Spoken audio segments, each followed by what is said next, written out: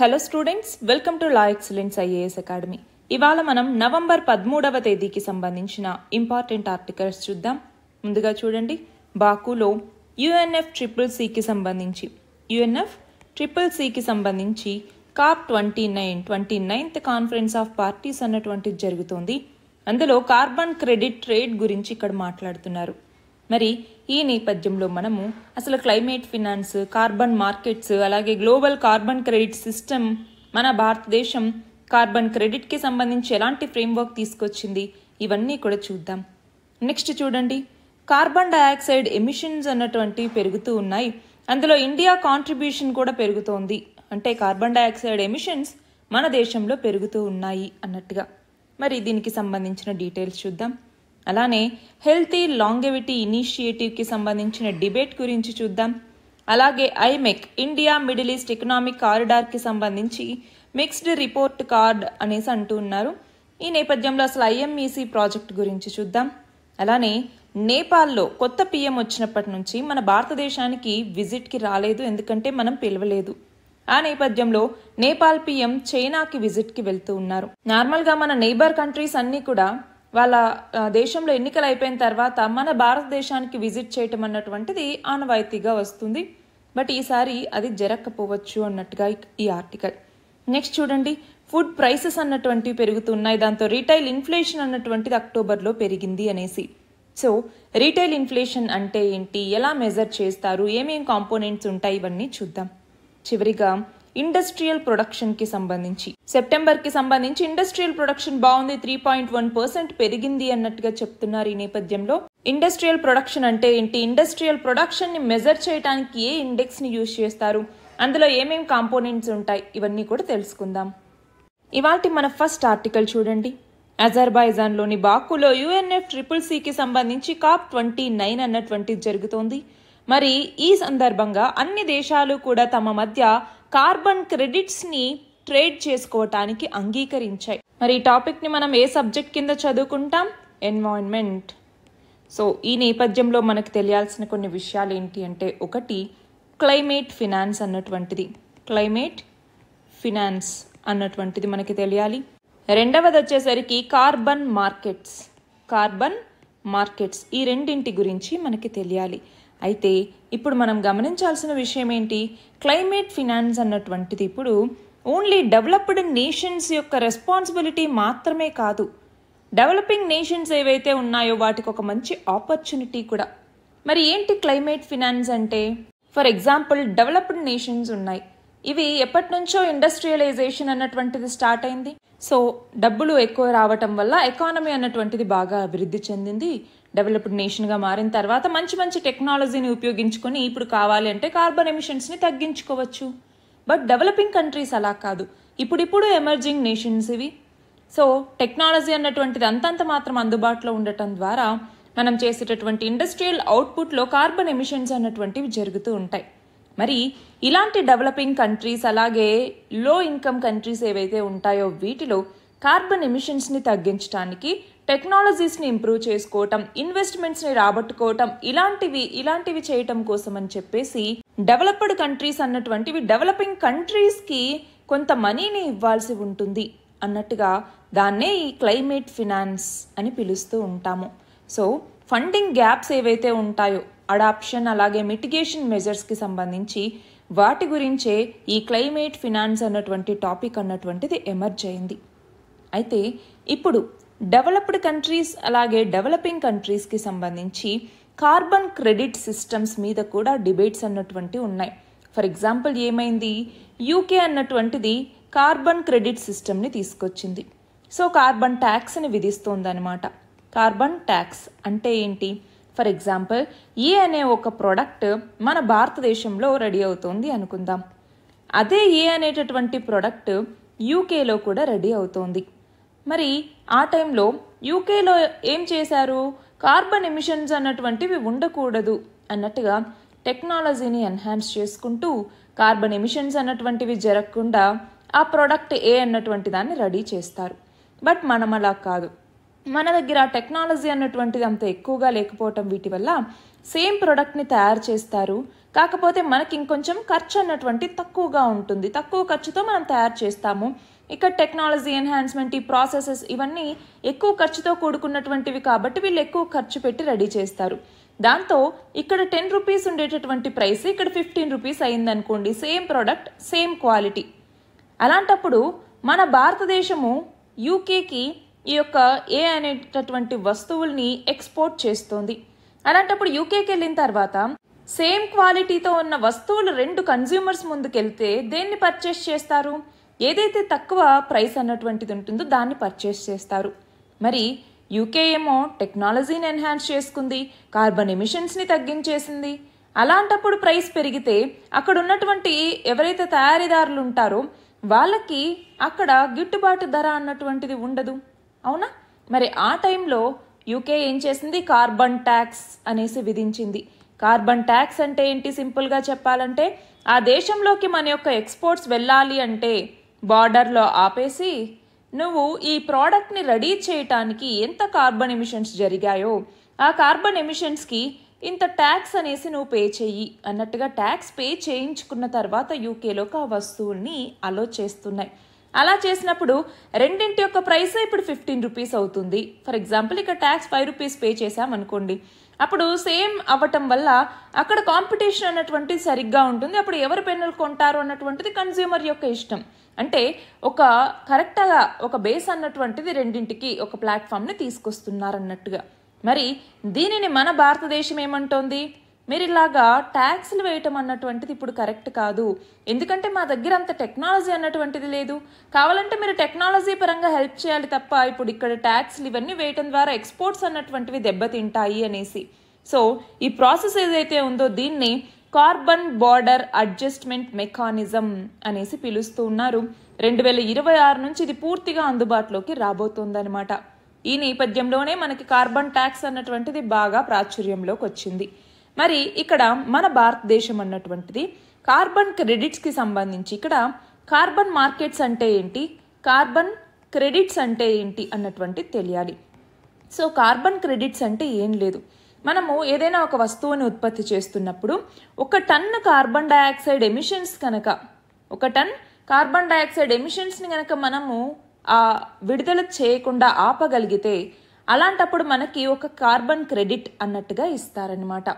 So మనము ఎంత ఎమిషన్స్ని తగ్గించుకుంటే, ఎన్ని టన్నుల కార్బన్ డైఆక్సైడ్ ఎమిషన్స్ని తగ్గించుకుంటే మనకన్ని కార్బన్ క్రెడిట్స్ ఉన్నట్టు. వీటిని కార్బన్ మార్కెట్స్ అనేసి ఉంటాయి. సో ఈ మార్కెట్లోకి వెళ్ళి ఏంటి, ఇంకొక కంపెనీ ఫర్ ఎగ్జాంపుల్ ఇంకొక 10 టన్నుల కార్బన్ డైఆక్సైడ్ ఎమిషన్స్ ఎక్కువ జరుగుతున్నాయి దానికి పెట్టిన లిమిట్ కన్నా అనుకుందాం ఒక కంపెనీకి. అలాంటప్పుడు ఆ 10 టన్నుల కార్బన్ డైఆక్సైడ్ని ఎమిట్ చేయడానికి ఇక్కడ 10 కార్బన్ క్రెడిట్స్ని ఇంకో కంపెనీ కొంటుంది, 10 కార్బన్ క్రెడిట్స్ని. సో దాని ద్వారా ఏంటి, ఇంకొక ఎక్స్ట్రా 10 కార్బన్ క్రెడిట్స్ ఉన్నాయి కాబట్టి ఇంకో 10 టన్నుల కార్బన్ డైఆక్సైడ్ని ఆ కంపెనీ ఎక్కువ విడుదల చేసుకోవచ్చు అనమాట. అలా కార్బన్ క్రెడిట్స్ని అమ్ముకోవడానికి ఉపయోగపడే ప్లాట్ఫామ్స్ని మనం కార్బన్ మార్కెట్స్ అనేసి పిలుస్తాం. అయితే మన భారతదేశంలో కార్బన్ క్రెడిట్కి సంబంధించిన ఫ్రేమ్వర్క్కి ఏదైనా చట్టం అన్నటువంటిది ఉందా అంటే ఎనర్జీ కన్జర్వేషన్ అమెండ్మెంట్ యాక్ట్ ఏ సంవత్సరంలో తీసుకొచ్చారు? 2022లో. ఇది కార్బన్ క్రెడిట్ ట్రేడింగ్ స్కీమ్కి సంబంధించి ఒక ఫ్రేమ్వర్క్ని, లెజిస్లేటివ్ ఫ్రేమ్వర్క్ని అందిస్తుందన్నమాట. ఇది మన భారతదేశం యొక్క నేషనల్లీ డిటర్మైన్డ్ కాంట్రిబ్యూషన్స్ ఏవైతే ఉన్నాయో ఎన్డీసీస్, వీటికి ఇది సపోర్ట్ ఇస్తుంది. మరి ఇక్కడ ఇంకొకటి గమనించాలి, అదేంటి అంటే ఈ కార్బన్ క్రెడిట్ సిస్టమ్ని తీసుకొచ్చారు, బాగానే ఉంది. క్లైమేట్ ఫినాన్స్ ద్వారా మనకి ఫండ్స్ అన్నటువంటి వచ్చాయనుకోండి, దాని ద్వారా ఏమవుతుంది, ఒకటి మనము లో కార్బన్ టెక్నాలజీస్ మీద ఎక్కువ ఇన్వెస్ట్మెంట్స్ అన్నటువంటివి తీసుకోవచ్చు. అలానే రూరల్గా కూడా మన దగ్గర ఉన్నటువంటి ఆగ్రో ఫారెస్ట్రీ కావచ్చు, అలాగే రీఫారెస్ట్రేషన్, అలాగే ఇంకా ఏమైనా రూరల్ ఇనిషియేటివ్స్ని తీసుకొచ్చి లోకల్గా ఉన్నటువంటి కమ్యూనిటీస్కి బెనిఫిట్ని చేకూర్చొచ్చు. కార్బన్ సీక్వెన్స్ట్రేషన్కి మరింత కాంట్రిబ్యూషన్ అందించడానికి ఉపయోగపడుతుంది. ఎమిషన్స్కి రిడక్షన్స్కి మధ్య బ్యాలెన్స్ చేసుకుంటూ మనం డెవలప్మెంట్ని మనము రీచ్ అవ్వచ్చు అనమాట. దట్టు 2070 కల్లా మనం నెట్ జీరో అనేసి ఏదైతే లక్ష్యాన్ని పెట్టుకున్నామో దాన్ని రీచ్ అవ్వటానికి ఇదంతా కూడా యూజ్ అవుతుంది. మన నెక్స్ట్ ఆర్టికల్ చూడండి, కార్బన్ డైఆక్సైడ్ ఎమిషన్స్కి సంబంధించి. దీనిని కూడా మనం ఏ సబ్జెక్ట్లో చదువుకుంటాం, ఎన్వైరన్మెంట్. మరి ఇక్కడ ఒక స్టడీ ప్రకారం చూస్తే గ్లోబల్గా fossil based carbon dioxide emissions ఏవైతే ఉంటాయో ఇవి ఇప్పుడు రికార్డ్ హైకి చేరుకున్నాయి. 37.4 బిలియన్ టన్నులు. 37.4 బిలియన్ టన్నులు ఎంత కాలానికి? 1 ఇయర్ పీరియడ్కి గాను. అంటే ఇక్కడ మొత్తం 2023తో కంపేర్ చేసుకుంటే ఈ సంవత్సరం 0.8% కార్బన్ డైఆక్సైడ్ ఎమిషన్స్ అన్నటువంటివి పెరిగాయి. అంతేకాదు ఇక్కడ మనం చూస్తే 6 సంవత్సరాల్లో మనకి గ్లోబల్ వార్మింగ్ అన్నటువంటిది 1.5 డిగ్రీల సెల్సియస్ని దాటటానికి 50% ఛాన్సెస్ అన్నటువంటివి వస్తాయి ఇలానే కార్బన్ డైఆక్సైడ్ ఎమిషన్స్ అన్నటువంటివి జరిగితే. మరి ఇందులో ఇండియా యొక్క కాంట్రిబ్యూషన్ అన్నటువంటిది కనుక చూస్తే ఇప్పుడు ఫాజిల్ ఫ్యూయల్స్ని బర్న్ చేయటం ద్వారా 2024కి మొత్తానికి 4.6% ఈ ఫాజిల్ ఫ్యూయల్ ఎమిషన్స్ ఏదైతే ఉన్నాయో కార్బన్ డైఆక్సైడ్ ఎమిషన్స్ ఇవి ఇంతకు పెరిగేటటువంటి అవకాశం అన్నటువంటిది ఉంది. ఇది మేజర్ ఎకానమీస్లోనే హయ్యెస్ట్ అనమాట.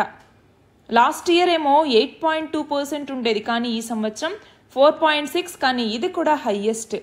అంతేకాదు గ్లోబల్గా ఇప్పుడు మనం చూసుకుంటే ఈ ఇంపాక్ట్ అన్నటువంటిది క్లైమేట్ చేంజ్ యొక్క ఇంపాక్ట్ అన్నటువంటిది ఇప్పుడు చాలా ఎక్కువగా ఉంది.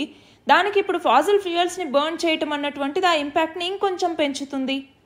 అయితే ఇప్పుడు COP29 ఏదైతే జరుగుతోందో ఎక్కడ బాకులో, ఇందులో కార్బన్ ఎమిషన్స్ని తగ్గించాలి. ఫర్ ఎగ్జాంపుల్ కోల్కి సంబంధించినటువంటి ఎమిషన్స్ 4.5%, అంతేకాకుండా ఆయిల్కి సంబంధించి 3.6%, అలాగే న్యాచురల్ గ్యాస్కి సంబంధించి 11.8%, అలాగే సిమెంట్ నుంచి 4%. ఇలాగా కార్బన్ డైఆక్సైడ్ ఎమిషన్స్ అన్నటువంటివి వీటి ద్వారా ఇంత పర్సంటేజ్ పెరగచ్చు అన్నట్టుగా అంచనా వేయటం జరిగింది. బట్ మన ఇండియన్ ఎకానమీ అన్నటువంటిది బాగా గ్రో అవుతూ ఉన్నా, మనకి ఇన్ఫ్రాస్ట్రక్చర్ డెవలప్మెంట్ బాగుంది, పవర్ డిమాండ్ అనేది ఎక్కువగా ఉంది, రెన్యూవబుల్ ఎనర్జీలో మంచి గ్రోత్ అన్నటువంటిది కనపడుతోంది. మరి ఈ నేపథ్యంలో మన భారతదేశం యొక్క ఎమిషన్స్ అన్నటువంటివి తగ్గేందుకు చాలా అవకాశాలు ఉన్నాయి. కానీ ఎమిషన్స్ అన్నటువంటివి చూడండి, లాస్ట్ టైం 8.2 అయితే ఈసారి 4.6, అంటే చాలా తగ్గాయి. కానీ ఎమిషన్స్ ఇప్పటికీ కూడా ఎక్కువే. ఎందుకు అంటే ఫర్ ఎగ్జాంపుల్ 2024లో యుఎస్ఏ యొక్క ఎమిషన్స్ కేవలం 0.6% మాత్రమే, యూరోపియన్ యూనియన్ 3.8%, కానీ మన ఇండియా యొక్క ఎమిషన్స్ అన్నటువంటివి చాలా ఎక్కువగా ఉన్నాయి. సో ఈ నేపథ్యంలోనే మనం కోల్ ఎమిషన్స్ని తగ్గించుకుంటూ రావటం, రెన్యూవబుల్ ఎనర్జీ సెక్టార్ని మరింత గ్రో చేసుకుంటూ రావటం, క్లైమేట్ చేంజ్ని మిటిగేట్ చేసేందుకు చర్యలు అన్నటువంటివి తీసుకోవటం, అలాగే కార్బన్ సీక్వెస్ట్రేషన్ పద్ధతుల్ని చేపట్టడం, ఇలాంటివన్నీ కనుక మనం చేయగలిగితే అప్పుడు మనం కొంతవరకు కార్బన్ డైఆక్సైడ్ ఎమిషన్స్ని తగ్గించవచ్చు. దానివల్ల వచ్చేటటువంటి క్లైమేట్ చేంజ్ ఇంపాక్ట్ అన్నటువంటిది కూడా కొంత మేరకి తగ్గించగలము. మన నెక్స్ట్ ఆర్టికల్ చూడండి, హెల్తీ లాంగివిటీ ఇనిషియేటివ్ గురించి. దీనిని మనం సైన్స్ అండ్ టెక్నాలజీలో హెల్త్ అన్నటువంటి టాపిక్ కింద చదువుకుంటాం. అయితే రీసెంట్గా వరల్డ్ బ్యాంక్ అన్నటువంటిది ఒక రిపోర్ట్ని పబ్లిష్ చేయటం జరిగింది. దేనికి సంబంధించి అంటే హ్యూమన్ వెల్ బీయింగ్కి సంబంధించి. దాని పేరే unlocking the power of health longevity అన్నటువంటిది. మరి ఈ నేపథ్యంలో ఏమని చెప్పింది ఈ రిపోర్ట్ అన్నటువంటిది? డెమోగ్రఫిక్ ట్రాన్స్ఫర్మేషన్ అన్నటువంటిది జరుగుతోంది ఏజింగ్ పాపులేషన్లో. అంటే లో అలాగే మిడిల్ ఇన్కమ్ కంట్రీస్ ఏవైతే ఉంటాయో వీటిలోకి వచ్చేసరికి చాలా షిఫ్ట్ అన్నటువంటిది ఉంది. ఫర్ ఎగ్జాంపుల్ ఇక్కడ నాన్ కమ్యూనికబుల్ డిసీజెస్ పెరగటం వల్ల డెత్స్ అన్నటువంటివి కూడా పెరుగుతూ ఉన్నాయి. అంతేకాదు ఎక్కువ ఈ నాన్ కమ్యూనికబుల్ డిసీజ్ డెత్స్ అన్నటువంటిది లో మిడిల్ ఇన్కమ్ కంట్రీసెస్లోనే వస్తూ ఉన్నాయి. అంతేకాదు ఇక్కడ గ్లోబల్గా కూడా మనం చూసుకుంటే 2023 సంవత్సరంలో 61 మిలియన్ డెత్స్ అన్నటువంటివి ఈ యొక్క నాన్ కమ్యూనికబుల్ డిసీజెస్ నుంచి వస్తే అది 2050కి వచ్చేసరికి 92 మిలియన్ డెత్స్కి దారి తీయచ్చు అన్నట్టుగా ఈ రిపోర్ట్ చెప్తోంది. అంటే ఇక్కడ నాన్ కమ్యూనికబుల్ డిసీజెస్ రిలేటెడ్ ఏవైతే ఉంటాయో హాస్పిటలైజేషన్, లాంగ్ టర్మ్ కేర్, వీటన్నింటి మీద కూడా మనం దృష్టి పెట్టాల్సినటువంటి అవసరం అన్నటువంటిది ఉంది. ఎందుకంటే డెత్స్ అన్నటువంటిది అంత ఎక్కువగా వస్తూ ఉన్నాయి కాబట్టి.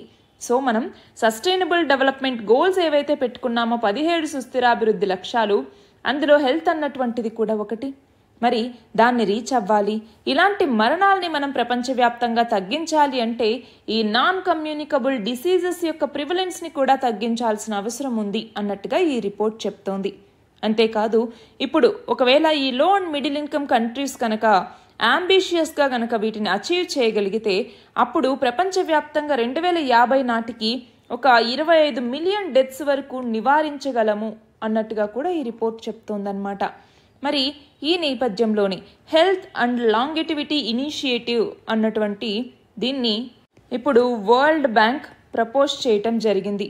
మరి ఇందులోకి వచ్చేసరికి ఏంటి, ఒక లైఫ్ కోర్స్ అప్రోచ్ అన్నటువంటిది ఉంటుంది. అంటే కరెక్ట్గా చెప్పాలి అంటే అన్అవాయిడబుల్ డెత్స్ అంటే ఓకే, కానీ అవాయిడబుల్ డెత్స్ కావచ్చు, డిజబిలిటీ కావచ్చు, ఇలాంటి వాటిని తగ్గించుకుంటూ మనం mental wellbeing, physical wellbeing, social functioning అన్నటువంటిది ఓల్డ్ ఏజ్ పీపుల్కి సరిగ్గా ఉండేలాగా చూసుకోగలిగటం అనమాట.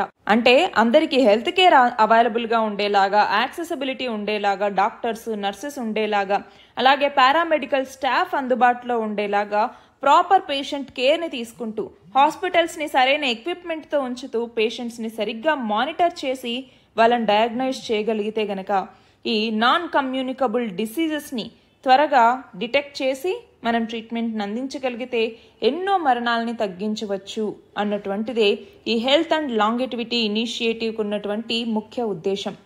కాబట్టి ఇప్పుడు హాస్పిటల్స్ని పెంచాలి, దానికి కావాల్సినటువంటి ఇన్ఫ్రాస్ట్రక్చర్ని పెంచాలి, అలాగే అందులో పనిచేసేటటువంటి పొటెన్షియల్ ఉన్నటువంటి డాక్టర్స్, నర్సెస్ వీళ్ళందరినీ హైర్ చేసుకోవాల్సిన అవసరం ఉంటుంది. అలాగే ట్రీట్మెంట్ని, డయాగ్నోసిస్ని అందించాలి ఎఫెక్టివ్గా, ఎఫిషియెంట్గా.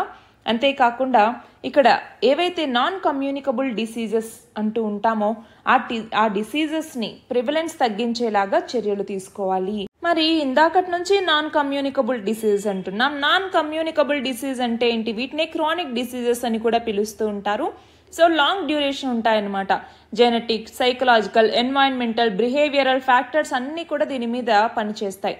ఫర్ ఎగ్జాంపుల్ కార్డియోవాస్కులర్ డిసీజెస్ కావచ్చు, హార్ట్ స్ట్రోక్, అలాగే హార్ట్ అటాక్ ఇలాంటివి, లేదా క్యాన్సర్స్, లేదా రెస్పిరేటరీ డిసీజ్ కావచ్చు, డయాబెటీస్ కావచ్చు, ఇలాంటి వాటన్నింటినీ నాన్ కమ్యూనికబుల్ డిసీజెస్ అనేసే పిలుస్తూ ఉంటాము. మరి దానికి సంబంధించి ఎస్పెషల్లీ మన భారతదేశంకి వచ్చేసరికి నేషనల్ హెల్త్ మిషన్ అని చెప్పేసి, అట్లానే ప్రధానమంత్రి స్వాస్థ్య సురక్ష యోజన అన్నటువంటిది, అలాగే అమృత్ అన్నటువంటి స్కీమ్. అమృత్ అంటే ఏంటి? మనకి affordable medicines and reliable implants for treatment అనేసి పిలుస్తూ ఉంటాం. అట్లానే మనకి జన్ ఔషధి అన్నటువంటి స్టోర్స్ ద్వారా మనకు కావాల్సినటువంటి మెడిసిన్స్ని, క్వాలిటీ మెడిసిన్స్ని అఫోర్డబుల్ ప్రైసెస్లో అందిస్తూ ఉన్నారనమాట. మరి ఇవన్నీ కూడా దీనికి సంబంధించినటువంటి ఇనిషియేటివ్స్గానే చెప్పచ్చు. మన నెక్స్ట్ ఆర్టికల్ చూడండి, ఐఎంఈసికి సంబంధించి. ఐఎంఈసి అంటే ఏంటి? India, Middle east, Europe economic corridor అనేసి మనం పిలుస్తూ ఉంటాము. మరి దీనికి సంబంధించి మనం ఏ సబ్జెక్ట్లో లింక్ చేసుకుంటామో, ఎకానమీలో చదువుకుంటాము, అలాగే ఇంటర్నేషనల్ గ్రూపింగ్స్ మరియు అగ్రిమెంట్స్ కింద చదువుకుంటాం.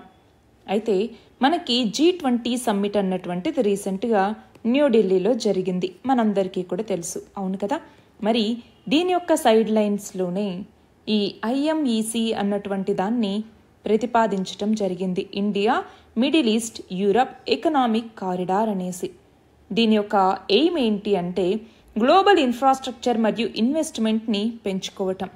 అంటే ఏంటి? ఇక్కడ ట్రాన్స్పరెంట్ ఇన్ఫ్రాస్ట్రక్చర్ని తీసుకురావటం ద్వారా ఇన్ఫ్రాస్ట్రక్చర్ నీడ్స్ని లో మరియు మిడిల్ ఇన్కమ్ కంట్రీస్కి కూడా అందించాలి అన్నటువంటిది లక్ష్యం.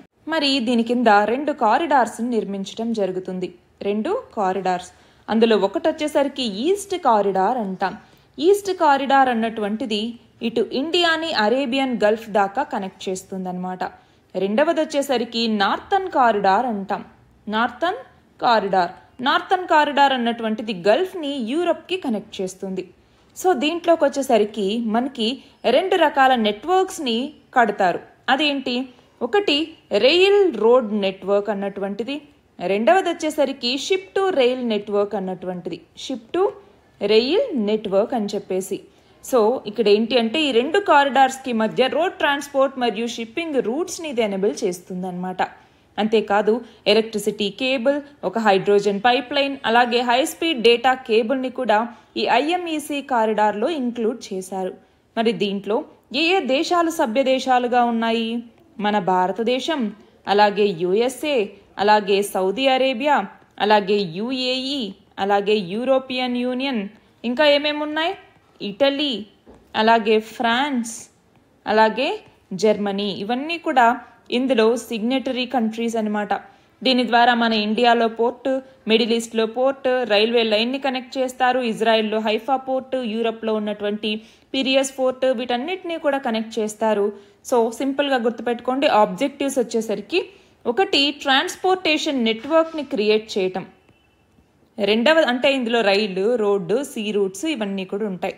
రెండవది వచ్చేసరికి ట్రాన్స్పోర్టేషన్ యొక్క ఎఫిషియన్సీని పెంచటం, అంటే కాస్ట్ తగ్గించటం, అలాగే ఎకనామిక్ యూనిటీని పెంచుకోవటం, ఎంప్లాయ్మెంట్ జనరేట్ చేసుకోవటం, అలాగే కార్బన్ డైఆక్సైడ్ ఎమిషన్స్ని తగ్గించుకోవటం, ఇవన్నీ కూడా.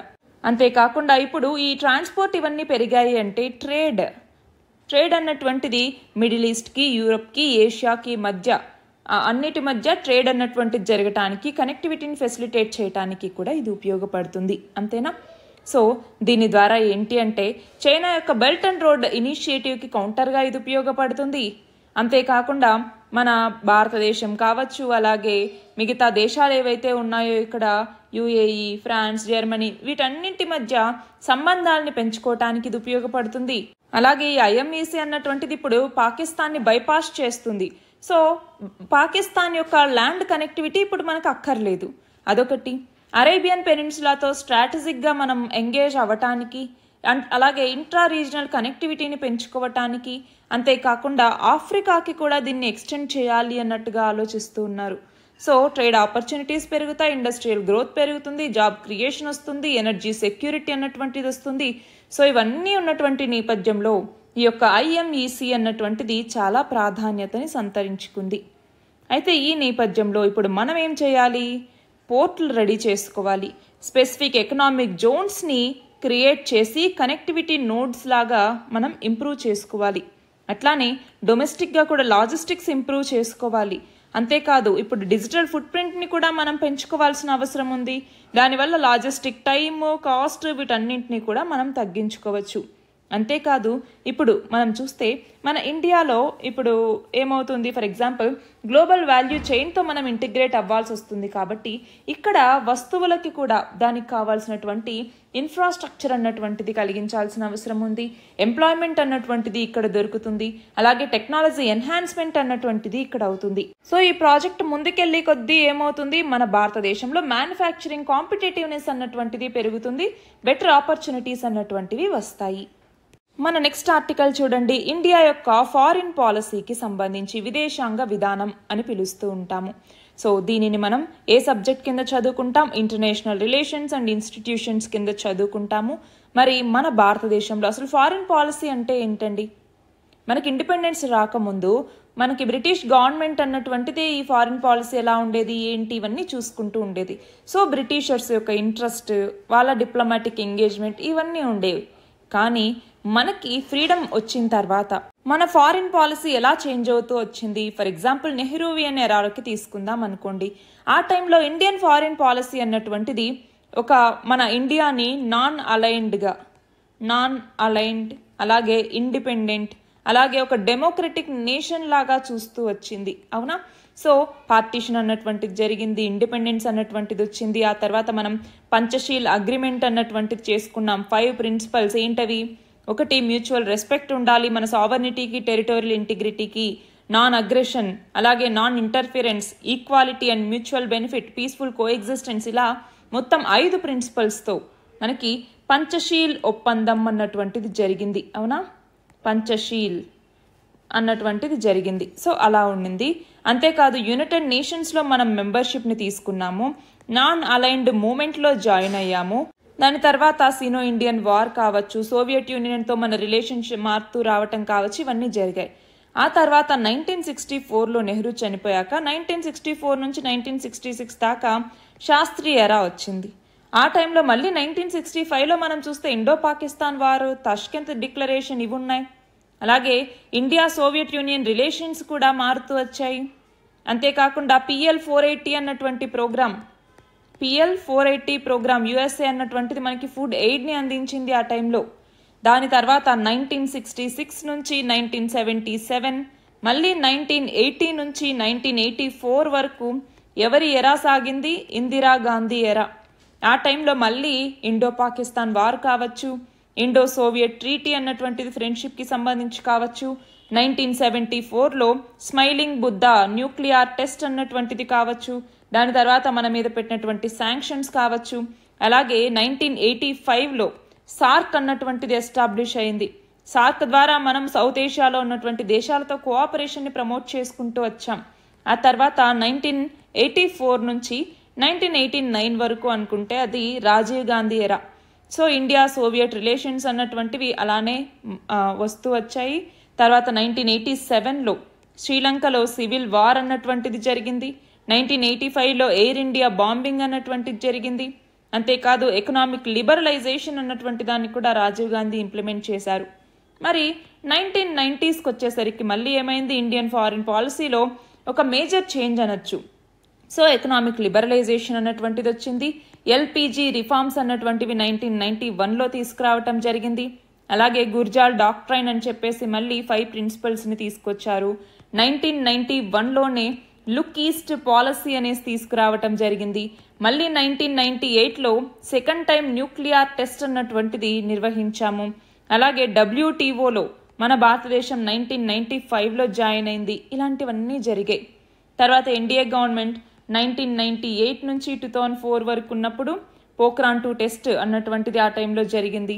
కార్గిల్ వార్ అన్నటువంటిది ఇవన్నీ చూసాం. మళ్ళీ యూపీఏ గవర్నమెంట్ వచ్చాక 2004 నుంచి 2014 దాకా అప్పుడు మళ్ళీ ఏంటి? ఇండో యుఎస్ అగ్రిమెంట్ అన్నటువంటిది జరిగింది న్యూక్లియర్ ఐసోలేషన్కి సంబంధించి. అలాగే బంగ్లాదేశ్తో ల్యాండ్ బార్డర్ అగ్రిమెంట్ అన్నటువంటిది జరిగింది 2014లో. మనం ఎన్క్లేవ్స్ని ఎక్స్చేంజ్ చేసుకున్నాం. అట్లానే లుక్ ఈస్ట్ పాలసీ అన్నటువంటిది మరింత ఎన్హాన్స్ అయింది. అట్లానే ఇండియా ఏషియన్ ట్రేడ్కి సంబంధించి ఫ్రీ ట్రేడ్ అగ్రిమెంట్ అనేది 2010వ సంవత్సరంలో జరిగింది. Free trade agreement. అలానే యుఎన్ఎస్సి రిఫార్మ్స్ కావాలి అనేసి అడగటం స్టార్ట్ చేశాము. ఆ తర్వాత 2014 నుంచి మళ్ళీ ఇప్పటిదాకా గనక తీసుకుంటే నైబర్హుడ్ ఫస్ట్ పాలసీ అంటున్నాం. లుక్ ఈస్ట్ పాలసీకి బదులుగా ఇప్పుడు యాక్ట్ ఈస్ట్ పాలసీ అనేసి తీసుకొచ్చాం. షాంఘై కోఆపరేషన్ ఆర్గనైజేషన్లో 2017లో మనకి మెంబర్షిప్ వచ్చింది. ఇంకా ఏమేమి ఉన్నాయి? సస్టైనబుల్ డెవలప్మెంట్ గోల్స్ 2015లో మనం పెట్టుకున్నాము. సో ఇవన్నీ కూడా మన ఫారిన్ పాలసీ ఇలా ఎవాల్వ్ అవుతూ వచ్చిందనమాట. అయితే ఇక్కడ ఆర్టికల్ ఏంటి అంటే మన చుట్టూ ఉన్నటువంటి దేశాలు ఏవైనా వాటిలో ఎలక్షన్స్ జరిగి కొత్త గవర్నమెంట్ మళ్ళీ అధికారంలోకి వచ్చిన తర్వాత ఆ గవర్నమెంట్ హెడ్ ఎవరైతే ఉంటారో అతను చుట్టుపక్కల ఉన్నటువంటి దేశాలకి విజిట్స్కి వెళ్తూ ఉంటారు కదా. బట్ మన చుట్టుపక్కల ఉన్నటువంటి దేశాలు ఎలక్షన్స్ జరిగిన తర్వాత ఫస్ట్ విజిట్కి మన భారతదేశానికి వస్తాయన్నమాట. కానీ ఇండియా చూడండి నేపాల్ని ఇన్వైట్ చేయలేదు. దాంతో నేపాల్ ఇప్పటిదాకా ఎదురు చూసింది. సో ఇండియా నేపాల్ టైస్ అన్నటువంటివి ఇక్కడ ఇష్యూస్ని ఎదుర్కొంటున్నాయి అన్నటువంటిది ఫస్ట్ క్వశ్చన్. రెండవది, ఇప్పుడు నేపాల్ పిఎం చైనాని విజిట్ చేయబోతూ ఉన్నారు. మనం చూస్తే ఇంతకుముందు మహమ్మద్ మొయిజ్ మాల్దీవుల అధ్యక్షుడు కూడా మన భారతదేశానికి రాలేదు. ఈ ఎలక్షన్స్ అయిపోయి పవర్లోకి వచ్చిన తర్వాత మన భారతదేశానికి రాకుండా మిగతా దేశాలకు వెళ్ళిన తర్వాత ఫస్ట్ టర్కీకి వెళ్ళారు, ఆ తర్వాత యుఏఈ, ఆ తర్వాత చైనా, ఆ తర్వాత మన భారతదేశానికి వచ్చారనమాట. కానీ Bangladesh prime minister Sheikh Hasina, previous prime minister, ఆమె 6 నెలలు వెయిట్ చేసి ఆ తర్వాత మన భారతదేశానికి వచ్చింది ఆమె. సో ఇలాగా మన చుట్టుపక్కల ఉన్నటువంటి దేశాల్లో వివిధ పార్టీలు మారిపోతూ ఉన్నప్పుడల్లా, అధికారం మారిపోతూ ఉన్నప్పుడల్లా కూడా మన భారతదేశంతో రిలేషన్స్ అనేటటువంటివి మారుతూ ఉన్నాయి. ఆ కంటెక్స్ట్లో ఇది చాలా ఇంపార్టెంట్. మన నెక్స్ట్ ఆర్టికల్ చూడండి, రీటైల్ ఇన్ఫ్లేషన్కి సంబంధించి. సో దీనిని మనం ఏ సబ్జెక్ట్ కింద చదువుకుంటాము? ఎకానమీ. అయితే ఈ రీటైల్ ఇన్ఫ్లేషన్ని మనం ఏమని పిలుస్తాము? కన్స్యూమర్ ప్రైస్ ఇండెక్స్ లేదా సిపిఐ అంటాం. అంటే ఏంటి? గూడ్స్ అండ్ సర్వీసెస్ ఏవైతే మన భారతదేశంలో తయారైన ఉంటాయో వాటి యొక్క రీటైల్ ప్రైసెస్లో వచ్చేటటువంటి చేంజ్ని ట్రాక్ చేసేటటువంటి ఇండెక్సే ఈ కన్స్యూమర్ ప్రైస్ ఇండెక్స్ అన్నటువంటిది. సో దీనిని ఒక ఫిక్స్డ్ బాస్కెట్ ఉంటుందన్నమాట గూడ్స్ మరియు సర్వీసెస్కి సంబంధించి. మరి దాని నుంచే క్యాలిక్యులేట్ చేస్తారు. అయితే ఇక్కడ ప్రైస్లో ఇండెక్స్లో ఏదైనా చేంజ్ వచ్చింది అంటే దాన్ని సిపిఐ బేస్డ్ ఇన్ఫ్లేషన్ లేదా రీటైల్ ఇన్ఫ్లేషన్ అనేసి పిలుస్తూ ఉంటాము. అయితే ఇక్కడ ఈ కన్స్యూమర్ ప్రైస్ ఇండెక్స్ అన్నటువంటిది దేనిని తెలియజేస్తుంది అన్నప్పుడు ఒకటి వచ్చేసరికి కాస్ట్ ఆఫ్ లివింగ్ ఎలా ఉంది అని తెలియజేస్తుంది. రెండవది వచ్చేసరికి కన్జ్యూమర్స్ ఎవరైతే ఉంటారో వాళ్ళ యొక్క పర్చేసింగ్ పవర్ అన్నటువంటిది ఎలా ఉంది, ఎంతవరకు వాళ్ళు కొనగలుగుతూ ఉన్నారు అన్నటువంటిది. అంతేకాదు ఇప్పుడు డిఫరెంట్ ఆర్టికల్స్ కొంటూ ఉంటారు కస్టమర్స్, మరి వాటి యొక్క ఎక్స్పెన్సివ్నెస్ అన్నటువంటిది ఎలా ఉంది, ఎక్స్పెన్స్ చేయగలుగుతున్నారా లేదా వాళ్ళు దాని మీద అన్నటువంటిది. అట్లానే ఇండియన్ రూపీ యొక్క వాల్యూ అన్నటువంటిది ఎలా ఉంది, ఇవన్నీ తెలియజేసేటటువంటిదే ఈ యొక్క కన్స్యూమర్ ప్రైస్ ఇండెక్స్ అన్నటువంటిది. మరి దీన్ని ఎలా క్యాలిక్యులేట్ చేస్తారు, పర్సంటేజ్ రూపంలో చూడండి 6.2% అంటున్నాం. సో జనరల్ ప్రైస్ లెవెల్ ఏదైతే మార్కెట్స్లో ఉంటుందో ఒక పర్టికులర్ టైం పీరియడ్ని తీసుకొని దాన్ని కంపేర్ చేస్తూ ఉంటారు బేస్ ఇయర్తో. మరి ఇక్కడ బేస్ ఇయర్ ఏంటి అంటే 2012లో ఉన్నటువంటి ప్రైసెస్తో ఇప్పుడు కంపేర్ చేస్తూ ఉంటారనమాట. మరి కన్స్యూమర్ ప్రైస్ ఇండెక్స్ని తీసుకొస్తారు, సరే ఇదిగో ఇంత ఉంది అంటారు. దేనికోసం అంటే ఇన్ఫ్లేషన్ని మెజర్ చేయడానికి ఇది బాగా ఉపయోగపడుతుంది. ఫర్ ఎగ్జాంపుల్ మనము గవర్నమెంట్ ఇప్పుడు 4+or-2 అనేసి ఇన్ఫ్లేషన్ టార్గెట్ని పెట్టుకుంది, అవునా? మరి ఇలా ఒక ఇన్ఫ్లేషన్ టార్గెట్ని పెట్టుకోవాలన్నా, ప్రైస్ స్టెబిలిటీ ఉందా లేదా అనేసి ఇన్స్పెక్ట్ చేయాలి అన్నా వీటన్నింటికి ఉపయోగపడుతుంది. అంతేకాదు ఇప్పుడు శాలరీలు ఇవ్వాలి, వేజెస్ పే చేయాలి, పెన్షన్స్ పే చేయాలి, మన కరెన్సీ యొక్క పర్చేసింగ్ పవర్ ఎలా ఉంది, రెగ్యులేటింగ్ రేట్స్ ఎలా ఉన్నాయి, వీటన్నింటినీ అర్థం చేసుకోవటానికి కూడా మనకి కన్స్యూమర్ ప్రైస్ ఇండెక్స్ అన్నటువంటిది చాలా ఉపయోగపడుతుంది. మన లాస్ట్ ఆర్టికల్ చూడండి, ఇండస్ట్రియల్ ప్రొడక్షన్కి సంబంధించి. సో దీనిని మనం ఏ సబ్జెక్ట్లో చదువుకుంటాము, ఎకానమీ. మరి ఇండస్ట్రియల్ ప్రొడక్షన్ మన భారతదేశంలో ఎలా ఉంది అని తెలియజేయటం కోసం, ఎస్టిమేషన్స్ వేయటం కోసం మనకు ఒక ఇండెక్స్ ఉంటుంది.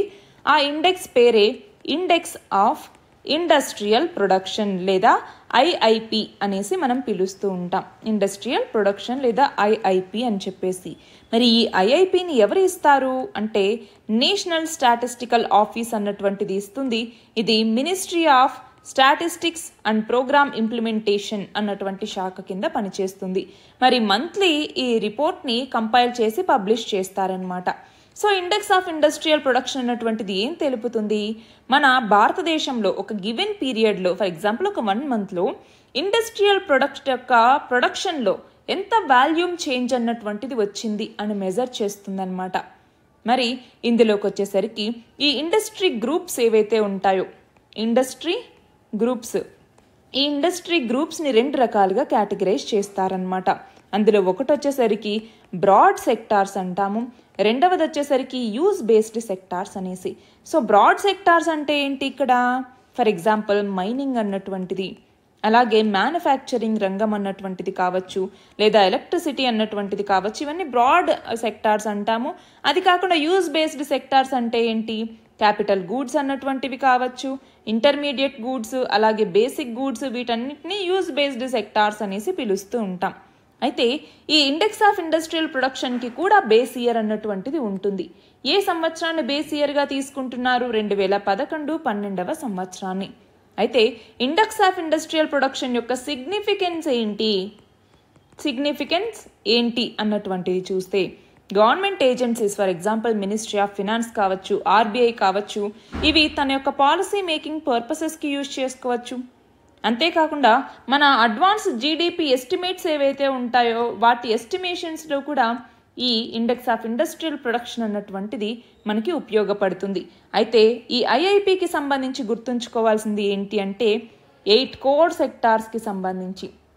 కోర్ సెక్టార్స్ అంటాం, ఎన్ని ఉంటాయంటే 8 ఉంటాయి. మరి ఎందుకు వీటిని కోర్ సెక్టార్స్ అంటాం అంటే మొత్తం ఈ ఇండెక్స్లో మొత్తం వెయిట్లో 40% పైగా వెయిట్ అన్నటువంటిది ఈ 8 సెక్టార్స్ నుంచే ఉంటాయి కాబట్టి వీటిని కోర్ సెక్టార్స్ అంటాం. మరి ఆ 8 7 నేను చెప్తాను, ఇంకొకటి మీరు చెప్పండి. అందులో ఒకటి వచ్చేసరికి రిఫైనరీ ప్రొడక్ట్స్ అన్నటువంటివి, రెండవది వచ్చేసరికి స్టీల్, మూడవది వచ్చేసరికి ఎలక్ట్రిసిటీ, అలాగే నాలుగవది వచ్చేసరికి ఫర్టిలైజర్స్ ఎరువులు, ఐదవది వచ్చేసరికి కోల్, ఆరవది వచ్చేసరికి క్రూడ్ ఆయిల్, ఏడవది వచ్చేసరికి న్యాచురల్ గ్యాస్, సహజ వాయువు న్యాచురల్ గ్యాస్. మరి 8వది ఏంటి, ఈ 8 కోర్ సెక్టార్స్లో 8వది ఏంటి అన్నటువంటిది మీరు కమెంట్స్లో చెప్పండి. ఇవి ఇవాల్టి important articles. All the very best and thank you very much.